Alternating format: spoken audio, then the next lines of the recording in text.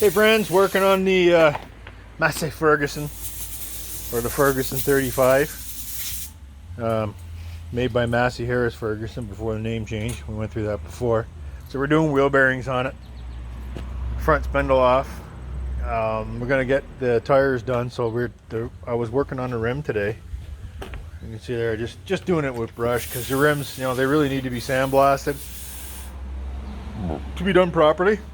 So we got what we got. So Jake's over here demonstrating on how to clean out a bearing. So what he's doing is he's rinsing it in this little goofy bearing washer we got. It's called the Power Fist Mini Parts Washer. Would you look at that? That's from Princess Auto, Canada, or Harbor Freight in the US. So Jake's just rinsing that out. We're using solvent here just to wash them. So you'll do it a few times, get all that old grease out. Wasn't real bad grease, it was just, cheap grease. So what we're going to put in there is extra heavy duty wheel bearing grease from Lucas. We won this stuff in a race. We've had it forever. Exceeds all marine application specs, resists drying, slinging, fast moving parts, resists washing out, resists melting, resists squeeze out, maintains a consistent film, good for 560 degrees. Sorry if I'm not got that on focus, but that's it there. I'm gonna do it in 3D,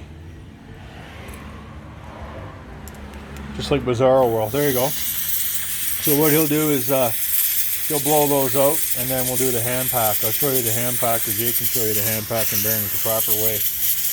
And we'll do that in just a minute. So just give us a second and we'll be right back with how to pack a bearing. Okay. So we're hand packing the bearing here. So I got the bearing in my hand. And then what we're going to do is we're going to put the grease into the rolls by hand. So you can start off with your fingertips, pushing it in like that, and then push it in more and more.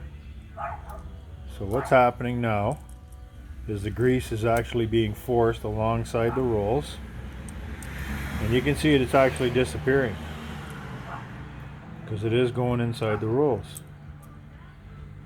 Alright, and this is how you do it by hand. So what you're doing is you're fully greasing that bearing from behind.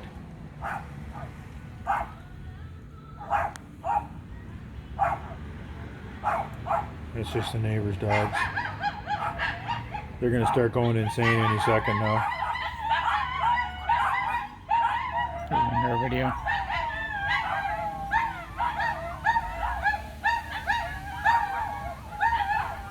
That's a pack of Shih Tzus. Sounds like a pack of hyenas, but... So we're just forcing the grease into the bearing.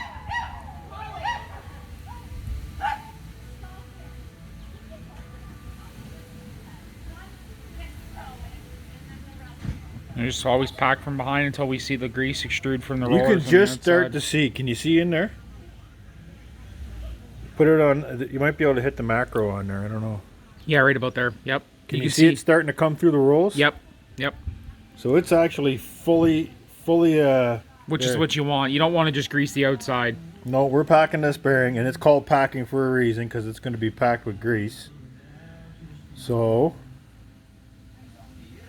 that's how you do it. And I can see the grease coming through every roll. In between every roll, I see a speck of grease. Which is what we want. So that's what you want. So then I take it and I go the other direction and I finish it off. So I'm grabbing the grease as I go. Pack it in from the front. And pack it in from the front. So that bearing It's packed. is packed for life, or for at least, it says 1,000 hours in the manual for the tractor. And I think the fronts were done. They didn't look too bad. But when we get into the back ones, those are the big ones. Those are the heavy ones. That's the ones going to be a lot of stuff to take apart to get them bearings out. And they are not lubricated by the chassis or by the transmission at all. So I'm going to take this out. And then where's the hub? This goes back in the hub. But I'm going to put a little bit of grease on the inside of the hub, just to keep it greased. The hub's all clean. So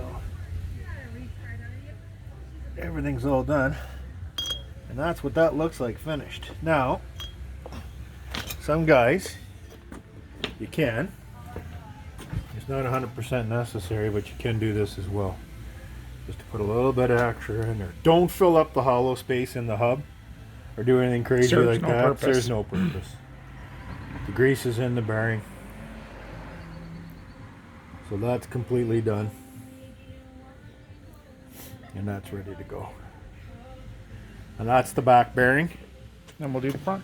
And this slips on like so. And there it is. So she's back home. We'll clean all that up. And that's it. So that's how to do the bearings on your tractor or your car. Any of the older cars. Not much of the newer stuff, but all the older stuff has that. You can put it on my face. All the older stuff has that, and it's pretty much done now. So anyway, I just thought I'd do a quick video on greasing the wheel bearings. When you do up the nut, so you want what's called zero lash. So that means you tighten up. Finger tight, basically. Yeah, because you're going to do it. You're going to tighten it up. On new bearings, you would tighten it up a good quarter turn past no lash to seat the bearing. And then you would back it off to zero lash. So you don't want any play in the bearing, but you don't want any preload in the nut on the bearings via the nut. Jake's right. And then what happens, this is a castellated nut. So you cotter pin it because it's zero torque. So we'll pause the video now and we'll show you what putting the nut and everything back on looks like. So go ahead and hit pause. Alright, so we're ready to go back together. Jake's got the Saskatchewan socket set there. The one size fits all. That's metric and standard. You don't have to let the salesman talk you into buying both of those wrenches, eh? It's one does both. It's pretty cool. It does SAE and it does metric. So just give her a quarter snuggie just to seat it good.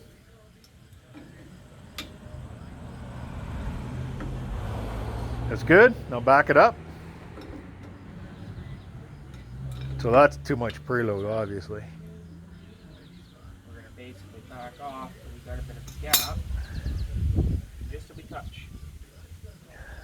Right there. So you go hand tight a little bit more or no? Well. No? Okay. If you can't, you can't. The slot is, we got to find the hole for the cotter pin. We'll play with that. That'll kind of determine where we've got to turn.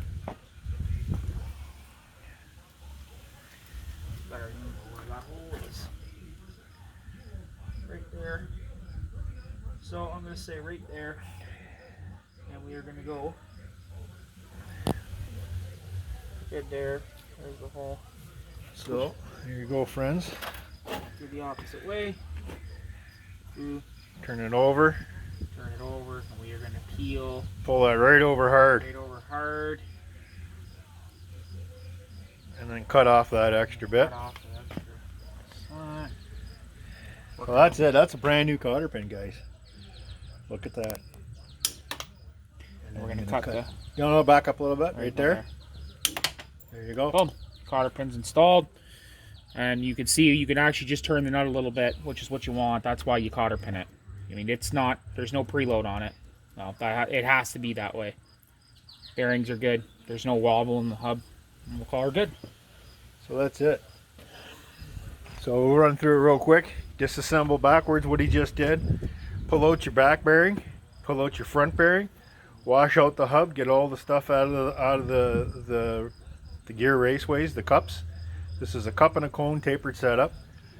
It is axially loaded, so you don't need to have a lot of preload in it, and you shouldn't. We washed everything out in the mini parts washer, blew it all out with compressed air, using the bearing sitting in our hand. No turbo spinning it, boys. That's a good way to get hurt, and it also wears out the cages. So if you turbo spin your bearings, make that loud rippy noise, you're going to hurt yourself or you're going to wreck the bearing. So don't do that. You want to blow the dirt and contaminants. Jake's just blowing out the dust cover. You want to blow the dirt and contaminants out of the bearing, longitudinal, or sorry, parallel to the. Do you want to use these? You can. Parallel to the bearing rolls themselves. So that's it. This is pretty simple. Just about anybody can master this. It's an easy job, but I'll tell you. And this applies to hay wagons. This applies to we've seen it screwed up a lot. yeah, depth wheels on discs. Could be anything that has wheel and a spindle on it. This is basically the same setup.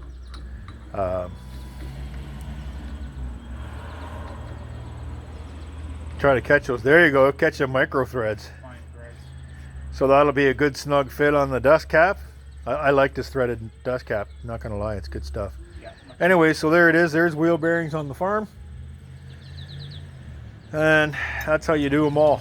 Doesn't matter what they are. When we get to the back axle ones, they're a little bit of a different beast. We'll show you that.